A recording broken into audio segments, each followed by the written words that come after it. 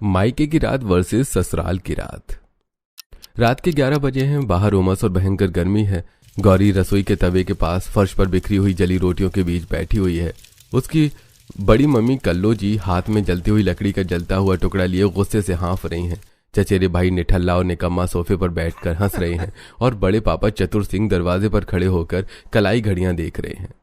अरे ओ कल मुंही आंखें फूट गई थी क्या तेरी? या रोटी बनाई है या कोयला? या मुफ्त का ठूसने के लिए बैठी है? इस घर को धर्मशाला समझ रखा है क्या? बड़ी मम्मी माफ कर दो, चूल्हा बहुत तेज जल रहा था और उमस से चक्कर आ गया था, इसीलिए ध्यान नहीं रहा। मुझे मत मारो, बहुत दर्द हो रहा है।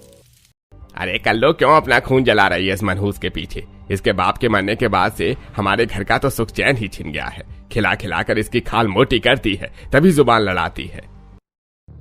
मम्मी ये ऐसे नहीं सुधरेगी, इसकी जुबान बहुत चलने लगी है आजकल। कल कह रही थी कि इसे आगे पढ़ाई करनी है, पढ़ लिख कर लाट साहब बनेगी महारानी।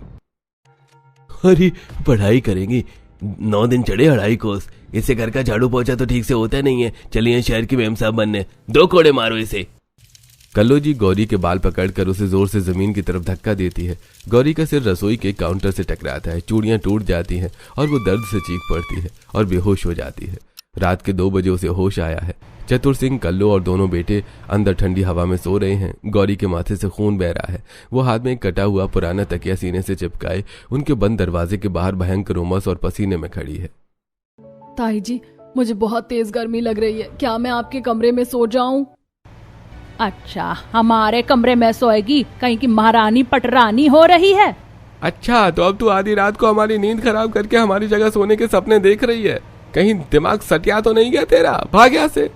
हे भगवान, कैसी है ये मेरी मायके की रात, जहाँ बाहर जून की भयंकर लू चल रही है, सब लोग अंदर सो रहे हैं और मैं, क्या मेरा कोई घर नहीं है?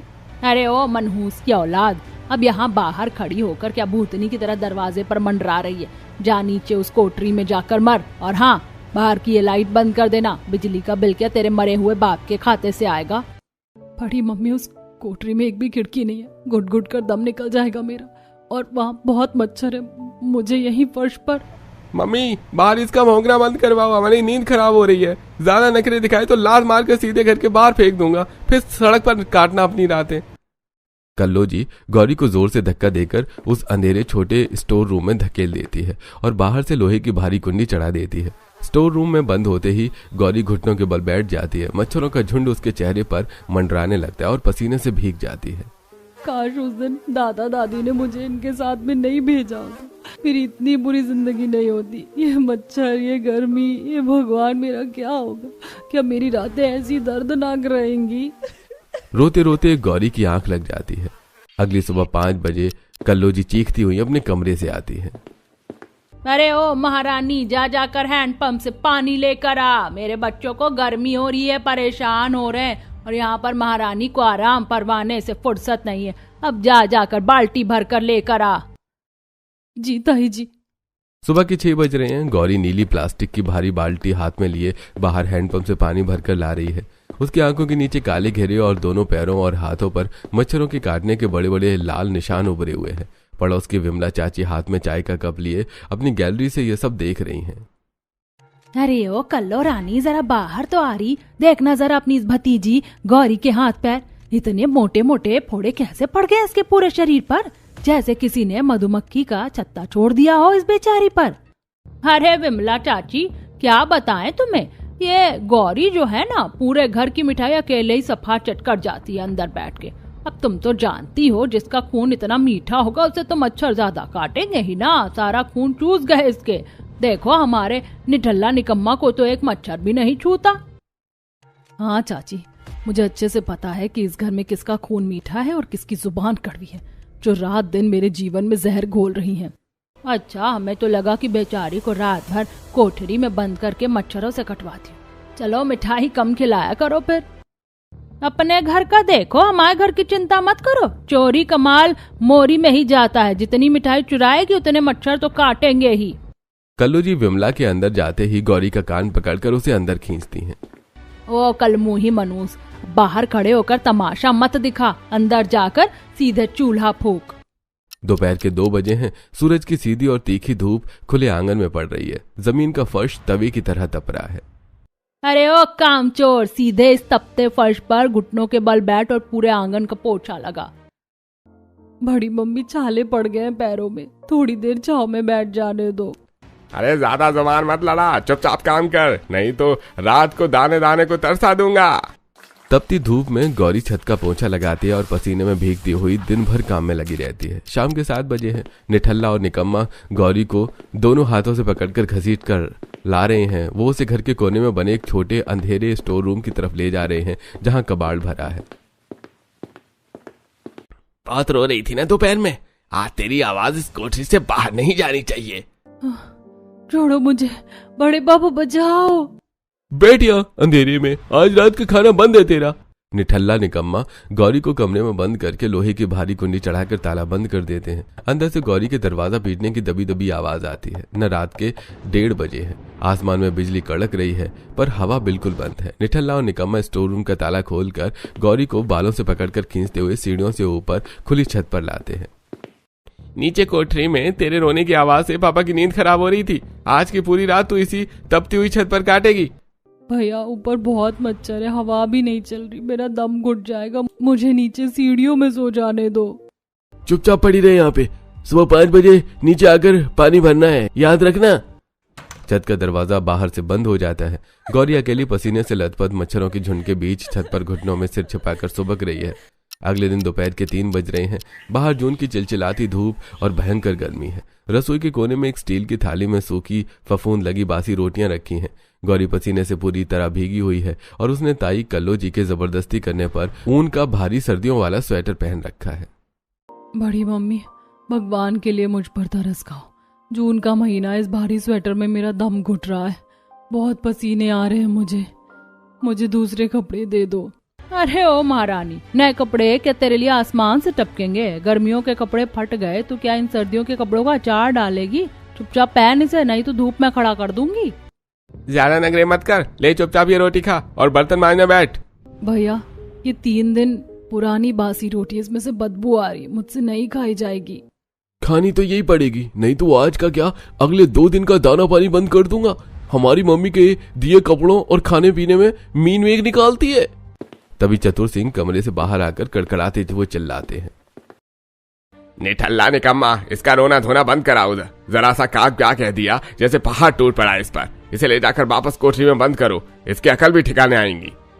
उस भयंकर गर्मी में भारी स्वेटर पहने गौरी को निठल्ला और निकम्मा जबरदस्ती धक्का देकर फिर से उस अंधेरी कोठरी में डाल देते हैं।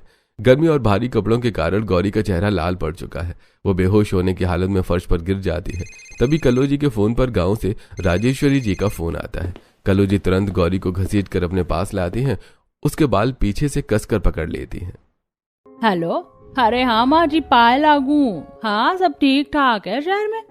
गौरी? हाँ, गौरी तो मेरे पास ही बैठी है, बड़े लाड प्यार में है। हाँ कल्लो बहू, ज्यादा हमारी गौरी से बात तो कराओ, बड़े दिन हो गए उसकी आवाज सुने।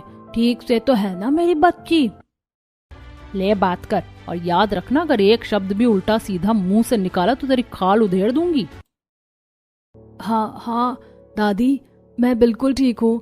बड़ी मम्मी मुझे बहुत प्यार से रखती हैं, रोज अपनी पसंद का खाना खिलाती हैं। आप अपनी सेहत का ध्यान रखना।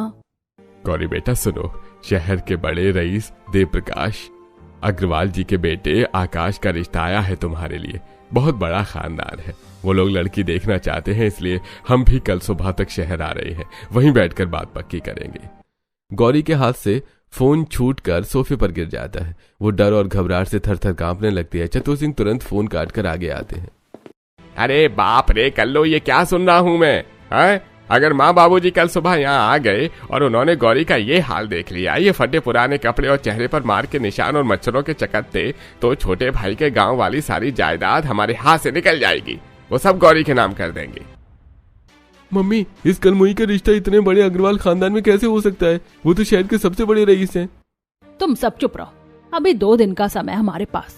भागते चोर की लंगोटी ही सही, इस शादी के बहाने हम गांव की सारी प्रॉपर्टी पहले अपने नाम करवा लेंगे। चतुर सिंह जी, तुम अभी इसके हुलिया को सुधारने का बंदोबस्त करो, वरना हमारा पूरा खेल बिगड़ जाएगा। कल्लू जी की बात सुनकर निठल्ला और निकम्मा कुटिलता से हंसने लगते हैं। चतुर सिंह अपनी जेब से पैसे निकालकर निठल्ला को देते हैं। निठल्ला, ये पकड़ पैसे, अभी इसी वक्त बाजार लेकर जा इसे, और 2 जोड़ी पटरी वाले सस्ते सूट और एक प्लास्टिक की चप्पल दिलाकर ले आ इसे। और हाँ, रास्ते में मेडिकल स्टोर से वो मच्छरों के चकत्ते और मार के निशान मिटाने वाली क्रीम जरूर ले आना। हाँ बाबा, आप चिंता मत करो, इसका ऐसा हुलिया बदल दूंगा कि लड़के वाले और दादा दादी देखते ही रह जाएंगे, किसी को शक भी नहीं होगा। तभी कल्लू जी गौरी को बालों से पकड़कर सोफे के पास खींचती है। और सुन रे कल मुही, ये जो नए कपड़े और क्रीम मिल रही है ना तुझे, ये सिर्फ 2 दिन का नाटक है। अगर कल लड़के वालों के सामने तूने जरा सा भी रोना धोना किया या दादा दादी को अपनी आप बीती सुनाई तो विदाई से पहले तेरा वो हाल करूंगी कि यमराज भी कांप उठेगा। सीधे जायदाद के कागजात पर साइन करेगी, तू समझ गई? हाँ हाँ बड़ी मम्मी, मैं कुछ नहीं बोलूंगी, जैसा आप कहोगे मैं वैसा ही करूंगी, मुझे मत मारना। अगले ही पल निठल्ला गौरी का हाथ बेरहमी से पकड़कर उसे झटके से घर के बाहर बाजार की तरफ घसीटते हुए ले जाता है। दोपहर का समय है, बाजार में भयंकर भीड़ और शोर शराबा है। सूरज की तेज धूप चमक रही है। निठल्ला गौरी को खींचते हुए एक कपड़े के ठेल के सामने लाकर खड़ा करता है। गौरी शर्म और डर के मारे अपनी फटी हुई आस्तीन से चेहरा छिपाने की कोशिश कर रही है। ए भाई, इस लड़के के नाम के 2 सबसे सस्ते वाले सूट निकाल, जो सबसे कम दाम का हो वही दे। भैया पैरों में छाले पड़ गए, वो प्लास्टिक वाली चप्पल भी दिला दो, रास्ता बहुत गर्म है। चुपचाप खड़ी रहे, या भिखारी की तरह मांगना बंद कर, ज्यादा महारानी मत बन, चुपचाप ये सूट पकड़। सूट हाथ में लेकर निठल्ला आगे बढ़ता है और एक मेडिकल स्टोर के सामने रुकता है। भैया, इस लड़के के हाथ पैर पर जो मच्छरों के काटने के लाल निशान है ना, इन्हें 2 दिन में गायब करने वाली कोई तगड़ी क्रीम दे दो जल्दी से। भाई साहब, ये सिर्फ मच्छरों के निशान नहीं लग रहे हैं, कुछ चोट के भी हैं। अरे तो डॉक्टर, तू अपना ज्ञान अपने पास रख, जितनी दवा मांगे उतनी दे, ज्यादा बकवास मत कर। दुकानदार सहम कर क्रीम दे देता है। निठल्ला वो क्रीम और कपड़े गौरी के हाथ में जोर से मारता है। ले इसे पकड़ और चल घर चलते ही पूरा शरीर पर मल लेना। कल जब अग्रवाल खानदान के लोग आए तो तू एक रईस घर की संस्कारी बेटी दिखनी चाहिए, कोई अनाथ नौकरानी नहीं। चल अब घर। निठल्ला गौरी को डराता धमकाता हुआ वापस अपने घर लाता है। घर के कोने में बैठकर गौरी कांपते हाथों से अपने जख्मों और मच्छरों के निशानों पर वो क्रीम लगा लेती है। लेकिन क्या जिस शादी के लिए गौरी को इतना तैयार किया जा रहा है, क्या वो शादी गौरी की जिंदगी में नया सवेरा और खुशनुमा रातें लेकर आएगी? कमेंट में बताइएगा। खैर, 2 दिन बाद सुबह के 11 बजे हैं। गांव से दादा दादी आ गए हैं और सोफे पर बैठे हैं। दूसरी तरफ देव प्रकाश जी, उनका बेटा आकाश और गायत्री जी बैठे हैं। चतुर सिंह और कल्लू जी हाथ जोड़कर उनकी खातिरदारी में लगे हैं। गौरी कोने से नई चप्पल और ठेल वाला नया सूट पहनकर कांपते हाथों से चाय का नाश्ता लेकर हॉल में आती है। क्रीम लगाने की वजह से उसके निशान थोड़े हल्के पड़ चुके हैं। आइए आइए देव प्रकाश दी, धन्य भाग हमारे जो आप जैसे बड़े रईस हमारे घर आए। हमारी गौरी तो साक्षात गाय है, सुबह से रसोई में ही आपके लिए पकवान बना रही थी। हाँ समझी जी, हमारी बच्ची बहुत सुघड़ है। माँ बाप के जाने के बाद इसकी बड़ी मम्मी ने इसे अपनी सगी बेटी की तरह पाला, कोई कमी नहीं छोड़ी। आपकी बात बिल्कुल सच लग रही है राजेश्वरी जी, लड़के के चेहरे पर ही संस्कार दिख रहे हैं। वैसे हमारे बेटे आकाश को लड़की से अकेले में थोड़ी बात करनी थी, अगर आप लोगों की इजाजत हो तो। अरे हाँ, क्यों नहीं। निठल्ला निकम्मा, जरा आकाश बाबू और गौरी को अंदर कमरे में लेकर जाओ, आराम से बात करने दो। आकाश और गौरी अकेले बात करने आए हैं। निठल्ला दरवाजे के बाहर खड़ा होकर खिड़की से गौरी को आंखें दिखा रहा है। गौरी थर थर कांप रही है। गौरी, तुम इतना कांप क्यों रही हो? मुझसे डरो मत, मैं कोई भूत नहीं हूं। क्या तुम इस शादी से खुश हो? तुम्हारी हाँ है ना?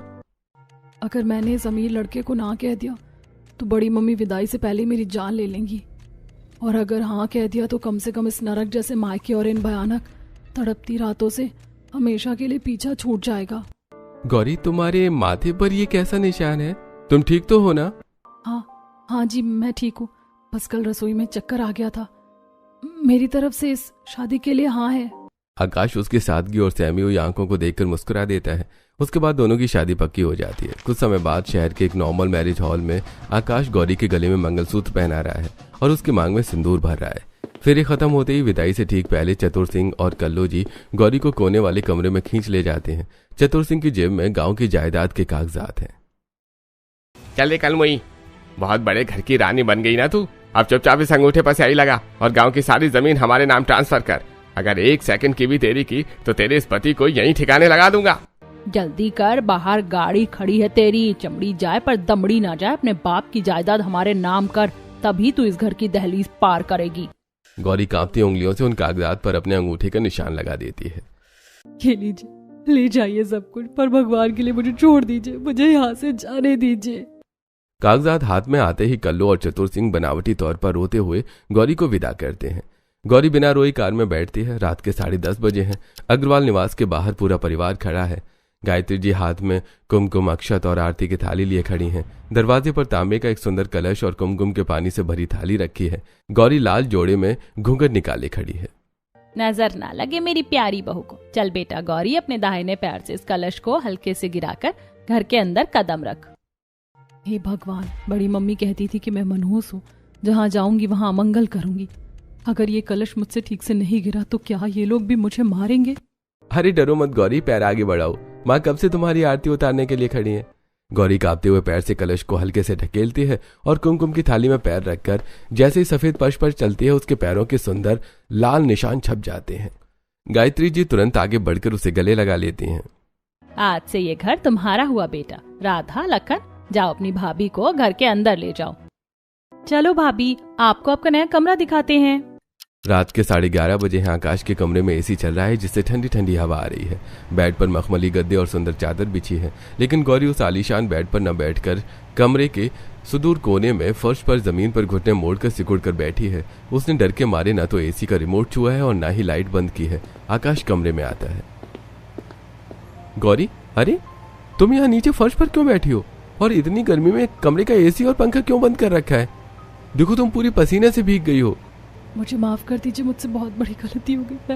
मैं आपके इस कीमती बेड को गंदा नहीं करना चाहती थी। मुझे बस इस कोने में फर्श पर ही सो जाने दीजिए। मैं कोई आवाज नहीं करूंगी, प्लीज मुझे मारना मत। अरे पागल हो क्या गौरी? तुम मेरी पत्नी हो, इस घर की लक्ष्मी हो। ये बेड, ये कमरा, ये सब कुछ तुम्हारा ही है। तुम्हें यहाँ फर्श पर सोने की कोई जरूरत नहीं है। आकाश उसे सहारा देकर फर्श से उठाता है और बड़े प्यार से मखमली बेड पर बिठाता है। उसके बाद आकाश अलमारी खोलकर उसमें सजे सुंदर कपड़े दिखाते हुए मुस्कुराता है। ये देखो अलमारी, इसमें जितने भी नए सूट और साड़ियां हैं वो सब मम्मी ने खास तुम्हारे लिए खरीदे हैं। जाओ पहले बाथरूम में जाकर फ्रेश हो जाओ, तुम्हें बहुत आराम मिलेगा। गौरी डरते झिझकते हुए आलीशान बाथरूम में जाती है जहां शावर से ठंडा ठंडा पानी गिर रहा है। जब वो कपड़े बदलकर बाहर आती है तो कमरे की ठंडी एसी की हवा उसके चेहरे को छूती है। अरे आ गई तुम? आज तो बहुत ज्यादा गर्मी है ना बाहर। अच्छा हुआ तुमने कपड़े चेंज कर लिए। चलो आओ यहाँ पर, मैंने एसी चला दिया है, तुम आराम से सो जाओ। क्या मैं इस पलंग पर एसी की हवा में मैं यहाँ सोऊंगी? हाँ गौरी, अब से ये कमरा तुम्हारा भी तो है। आओ चलो यहाँ पर सो जाओ।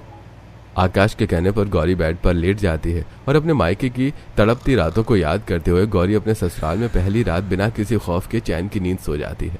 अगली सुबह 10 बज चुके हैं। अचानक घड़ी में अलार्म बजता है। अलार्म की आवाज सुनते ही गौरी हड़बड़ा कर उठती है। हे भगवान, अब क्या होगा?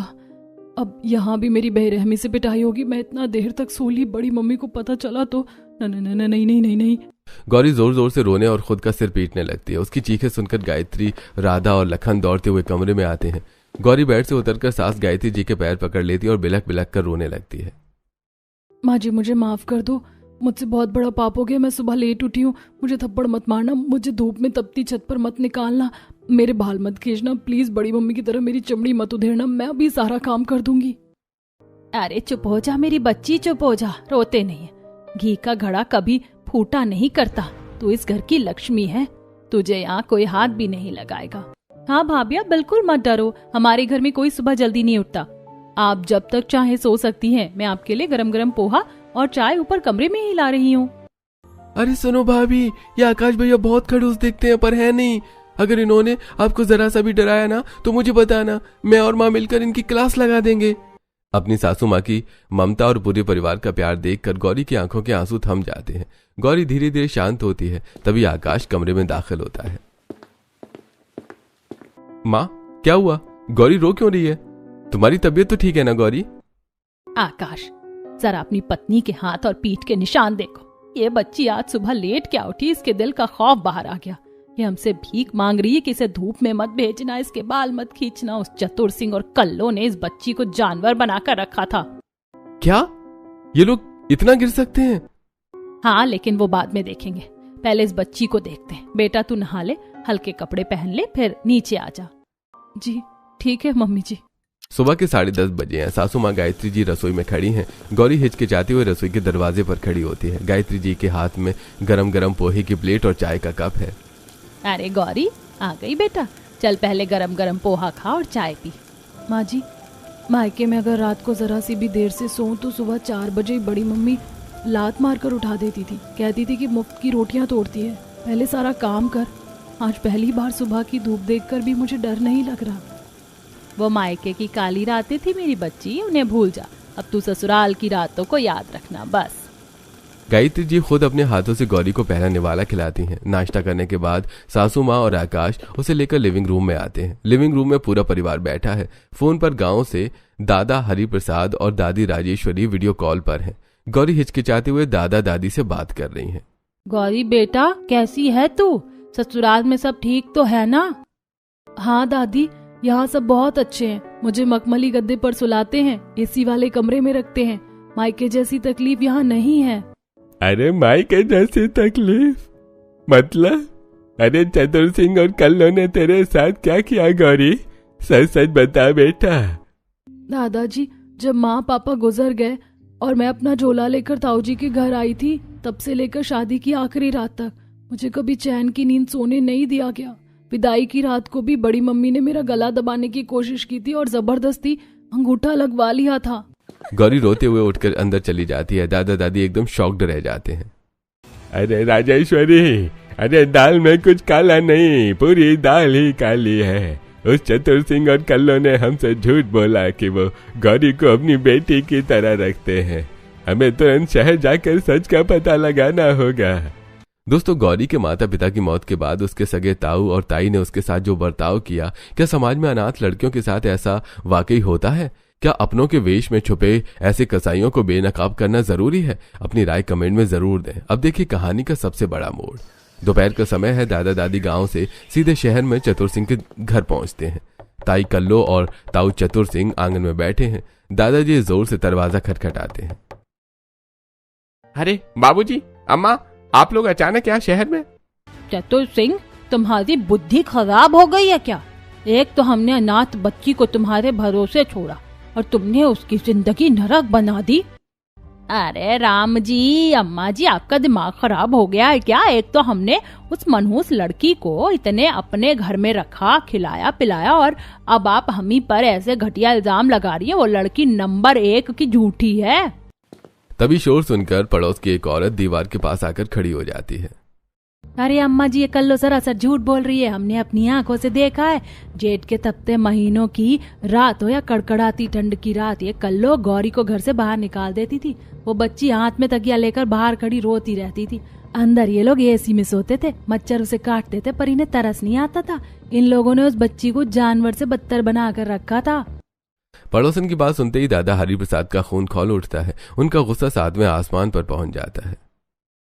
अरे नहीं दरिंदे, अपनी ही सगी भतीजे के साथ ऐसा जुल्म, अरे धिक्कार है तुम पर। बाबूजी, आप हाथ क्यों उठा रहे? वो प्रॉपर्टी हमारी है। एक ढेला नहीं मिलेगा तुम लालचियों को। वो सारी प्रॉपर्टी गौरी के नाम की थी और उसी की रहेगी। दादाजी तुरंत जेब से फोन निकालते हैं और गौरी के ससुर देव प्रकाश जी को फोन लगाते हैं। देव प्रकाश जी, मैं गौरी का गुनहगार दादा बोल रहा हूँ। हमसे बहुत बड़ी भूल हो गई। हमारी भूल सी बच्ची को इन भेड़ियों ने जीते जी नरक की आग में झोंक रखा था। उसकी हर रात आंसुओं में बीती है। अब सब आपके हाथ में है देव प्रकाश जी। मेरी बच्ची का ध्यान रखिएगा। आप फिक्र मत कीजिए दादाजी। अगर मायके की उसकी हर रात दर्दनाक थी, तो अग्रवाल परिवार का वादा है कि ससुराल की उसकी हर रात हम खुशियों से सराबोर कर देंगे। गौरी के ससुर जी ने जो वादा किया था, उसे अग्रवाल परिवार के हर सदस्य ने निभाया। मायके की वो डरावनी रातें अब बीत चुकी थी और ससुराल की हर रात गौरी के लिए सुख की मिसाल बन रही थी। रात के 11 बज रहे हैं। पूरा परिवार गौरी को लेकर लॉन्ग ड्राइव पर जा रहा है, गाड़ी में बैठे हुए। गौरी, जरा गाड़ी का एसी कम करूं क्या? काफी ठंडी हवा आ रही है। नहीं आकाश, रहने दीजिए। मायके में गर्मियों की रात को ताई जी मुझे घर से बाहर निकाल देती थी और मैं मच्छरों के बीच तड़पती थी। आज गाड़ी की इस ठंडी हवा में आपके साथ बैठकर लग रहा है जैसे मैं कोई सपना देख रही हूँ। सपना नहीं, हकीकत है बेटा। चलो आज सब मिलकर रात की ठंडी हवा में केसर पिस्ता आइसक्रीम खाएंगे। और भाई आइसक्रीम खाते खाते कल रात का प्लान भी तो फाइनल कर लो। कल शहर में वो बहुत बड़ा VIP म्यूजिक कॉन्सर्ट है ना? हाँ, टिकट मैंने पहले ही बुक कर ली है। कल की रात मेरी सुंदर बीवी के नाम। गौरी तैयार है ना? कल तुम्हें एक बहुत बड़े लाइव शो में ले चलेंगे। म्यूजिक कॉन्सर्ट मैंने तो आज तक सिर्फ टीवी पर देखा है आकाश। अरे कल तो अपनी आंखों से देखना बेटा, अग्रवाल परिवार की बहू जहां भी जाएगी शान से जाएगी। और अगली ही रात आकाश अपना वादा पूरा करता है। शहर के सबसे बड़े और शानदार VIP म्यूजियम कॉन्सर्ट के ठीक सामने, जहां रंग बिरंगी रोशनियां जगमगा रही थी, वहां आकाश और गौरी फ्रंट रो में बैठे थे। गौरी देखो सामने स्टेज की तरफ, तुम्हारा फेवरेट सिंगर लाइव परफॉर्म कर रहा है। कैसा लग रहा है तुम्हें? बहुत ज्यादा खूबसूरत आकाश। मायके में सूरज ढलते ही मेरा दिल कांपने लगता था कि पता नहीं आज रात बड़ी मम्मी कौन सा नया जुल्म ढाएंगी। मेरे लिए रात का मतलब सिर्फ अंधेरा और रोना था। और मेरे साथ तुम्हारी हर रात का मतलब होगा रोशनी, सुकून और ये खूबसूरत मुस्कान। जो बीत गया उसे उस अंधेरे में ही छोड़ दो गौरी। सच्ची आकाश, आपके साथ इस उजाले में आकर ऐसा लग रहा है जैसे मुझे मेरी खोई हुई जिंदगी वापस मिल गई है। Thank you so much. Gauri के ससुराल में रातें हंसी खुशी गुजर रही थी। कुछ दिनों बाद गौरी अपने ससुराल वालों के साथ पास के एक बड़े मंदिर में दर्शन करने गई है। परिवार के सभी लोग पंडित जी से बात कर रहे हैं और गौरी हाथ में पूजा की थाली लिए वीरान में बने एक पेड़ के पास खड़ी है। तभी अचानक ताऊ चतुर सिंह और उसके दोनों निकम्मे बेटे निठल्ला और निकम्मा उसे घेर लेते हैं। चतुर सिंह के हाथ में जायदाद के नए कागजात हैं। बहुत उड़ रही है ना तू? तेरे दादा दादी ने हमारे घर आकर तमाशा किया।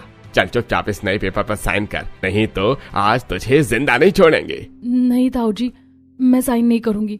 वो बाबा की आखिरी निशानी है। अरे साइन कैसे नहीं करेगी? आज तेरी ये ससुराल वाली हेकड़ी यही निकाल दूंगा। गौरी का गला दबते ही उसकी पूजा की थाली हाथ से छूटकर गिरती है। गौरी तड़पने लगती है। तभी निकम्मे निठल्ले, जैसे नाम है वैसे ही कर्म। कमीनों, तुम्हारा ये हिम्मत कि सरेआम मेरी पत्नी पर हाथ उठाओ। अरेस्ट कर लो इन तीनों कसाईयों को। जबरदस्ती साइन करवाना, घरेलू हिंसा और जान से मारने की कोशिश। हवालात में चक्की पीसेंगे अब ये तीनों। पुलिस ताई ताऊ और दोनों बेटों को घसीटते हुए जीप में डालती है। गांव की और शहर की पूरी प्रॉपर्टी कानूनी तौर पर गौरी के नाम सुरक्षित हो जाती है। कुछ दिनों बाद आकाश गौरी को हनीमून के लिए पहाड़ों की खूबसूरत वादियों में ले गया, जहां एक शांत बहती नदी के किनारे आलीशान लग्जरी टेंट लगा हुआ था। अरे लो गौरी, कड़कड़ाती ठंड में ये गर्मा गर्म कॉफी और ये कश्मीरी शॉल अच्छे से ओढ़ लो। नदी के किनारे ठंडी हवा बहुत तेज है। पता है आकाश, मायके की ऐसी कड़कड़ाती ठंडी रातों में मेरे पास ओढ़ने को एक फटा हुआ कंबल तक नहीं होता था। लेकिन आज तुम दुनिया की सबसे महफूज जगह पर हो। हाँ आकाश, अब मुझे रातों से डर नहीं लगता, बल्कि अब मुझे रातों से प्यार होने लगा है। हनीमून से लौटने के बाद गर्मियों की एक रात को पूरा अग्रवाल परिवार घर की बड़ी सी खुली बालकनी में इकट्ठा हुआ, जहां ठंडी हवा देने वाला एक बड़ा कूलर लगा था। भाभी देखो मैं कैसे दिख रहा हूँ, एकदम मैंगो भूतना। लखन, तुम कभी नहीं सुधरोगे। बहुत मजाकिया हो तुम। लखन, परेशान मत कर अपनी भाभी को। आकाश बेटा, फ्रिज से वो गाढ़ा ठंडा ठंडा मैंगो शेक और खरबूजे के टुकड़े निकाल ला। गौरी बेटा, अब तो तुम्हें इस घर में मायके जैसी घुटन नहीं लगती ना? बिल्कुल नहीं पापा जी। मायके की वो भयानक रातें अब एक बुरा सपना लगती है। इस परिवार ने मुझे जो प्यार दिया, उसके बाद मेरी हर रात खुशनुमा हो गई है। रात के 2 बजे कमरे में AC की मखमली ठंडक थी। गौरी किंग साइज बेड के मखमली गद्दे पर बिना किसी खौफ और बिना किसी आंसू के सुकून की गहरी नींद सो रही थी। आकाश सोती हुई गौरी को देखकर मुस्कुराता है। सो जाओ सुकून से गौरी, अब तुम्हें अपनी जिंदगी की किसी भी रात में कभी रोना नहीं पड़ेगा। यह आकाश का वादा है। दोस्तों, क्या आपको लगता है कि गौरी के ताई ताऊ जैसे लालची और क्रूर लोगों को पुलिस के हवाले करके ताउम्र जेल की सलाखों के पीछे सड़ने के लिए छोड़ देना चाहिए? अपनी राय कमेंट में जरूर दें।